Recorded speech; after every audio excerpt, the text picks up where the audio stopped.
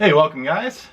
Today we're going to do a quick unboxing of Das Werk's Jagdpanther. Now, we have recently built the Panther, which, like this, is also in the Super Blitz line. They are Reebok's tack-home kits, essentially, you know, fewer parts and some little kind of intricacies along the way to make the building portion faster for those of us that want less of a build, don't want to sacrifice detail, and want to get to painting and weathering. Very, very nice looking kit. It shares a lot of the same sprues as the Panther, so we will do a quick unboxing and review, and then we'll get to the build portion, obviously. But let's flip it over and let's see what's in the box. All right, so Jagdpanther G2.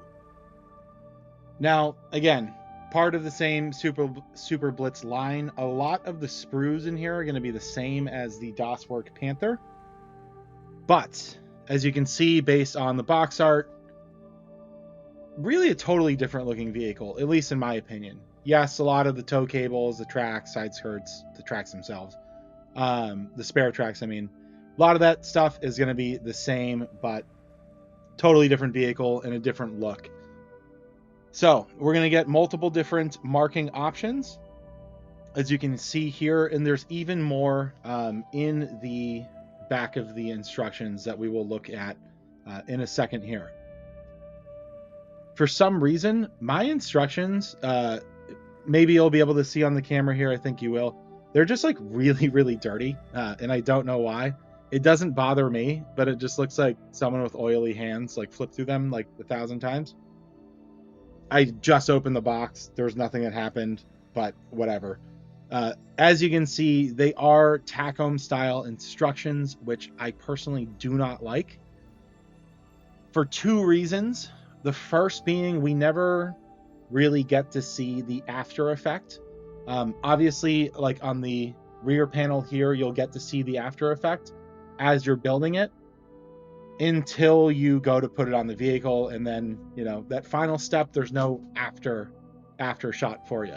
So they're a little bit difficult to follow, in my opinion. Some people may think differently. And then there's no painting callouts. So most of us know, hey, you know, paint these tools, do this, do that. But we don't all know it, and this is a really cheap kit. This is a kit that's like mid $20, at least US dollars, making it one of the more affordable kits in the market, which, in my opinion, is going to make it a beginner kit. It's a German tank, supposed to be triple camouflage, so yeah, not like necessarily a beginner kit, but if someone's looking to try German armor for the first time, this is the one that I would recommend. This more than the Panther, honestly, because you have big open spaces for streaking effects, things like that. I think this is like the perfect thing to try your first German camo and weathering on. Or, you know, even if you're experienced, still a really cheap, nice kit. But we'll look at kind of the superstructure here.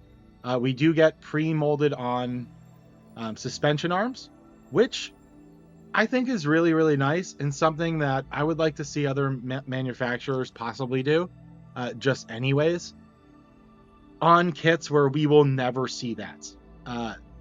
The Jackson I just built, we see it, right? Let me build it. Give me as many pieces, as much detail as possible. On a kit like this, with side skirts, huge road wheels, and these tracks, we're never going to see it. Mold them on. It's perfect because we don't have to worry about them being level. So, really, really nice touch there. And it does obviously save a lot of time. Then we will do a test fit, and those pieces snap together. They fit so well. Really, really nice there.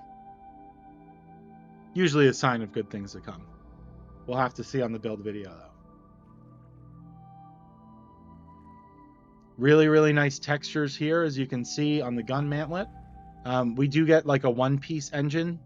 If you wanted to leave that open, I will not. I think it's decently detailed for what it is. You can't see it if you put the closed hatch above it. But tools, I love the tools on these kits.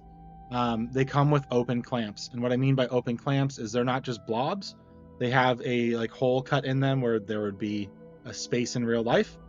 So that is a really, really nice, very small touch that I think ends up meaning something in the end. And there you can see it. We're also going to get 2 different gun barrels in this kit, which I can't seem to figure out what the difference is. They both look absolutely identical. The Panther did not come with this. The Jagdpanther does. This is a little mini set of instructions. Now, this is the classic like tack home instructions. Logic will tell us that we should use this as step 14 and 15, right? There's still a step 14 and 15 in this packet of instructions, and it looks exactly the same. So I don't know exactly which one it wants us to follow there. I assume the cutout version, as I'm sure most of you would, but just these oddities that pop up with TACOM instructions. I said about the TACOM Tiger, it felt like AI made the instructions, and I kind of stand by that with all of their instructions. It feels like someone put, a really good prompt in, and it gave you like a 95% response. That was good, and then you didn't read that one sentence where you went, what the heck? Regardless, we get multiple different options for our exhaust, which is really nice as well. And some of the boxes and things that go in the back, I do like the options with this kit. Our spare tracks are really, really nice. And we'll get to the tow cable in a little bit, but we do get that tow cable, or multiple tow cables, big and small. So as we're looking at the road wheels here, and then we'll get to the tracks, the road wheels do come with this kind of easy connector. I don't think it necessarily saves any time. I'd like to hear in the comments if you've built the Panther or this even already. Let me know what you think. It's a cool gimmicky feature. You can't see them once they're installed, and I guess it's nice because you don't have to worry about wheels getting sorted into different piles, whatever. But take it as you want. I don't think it necessarily helps with speed, which is the whole point of this kit, but you can easily remove them if you would like. I will not be. When it comes to the tracks, we do get solid guide horns, which a lot of people say on the Panther, it doesn't have solid guide horns. I know Andy's Hobby Headquarters actually pointed out that it does, that it did. It had both. So I would assume, again, on this, you will hear that, but I guess it is still semi-accurate. So that's my piece with the tracks. I guess it is. The wood texture on that box there, a little bit shallow in my opinion, but a really nice feature as you look at like the rear boxes and the rear plate.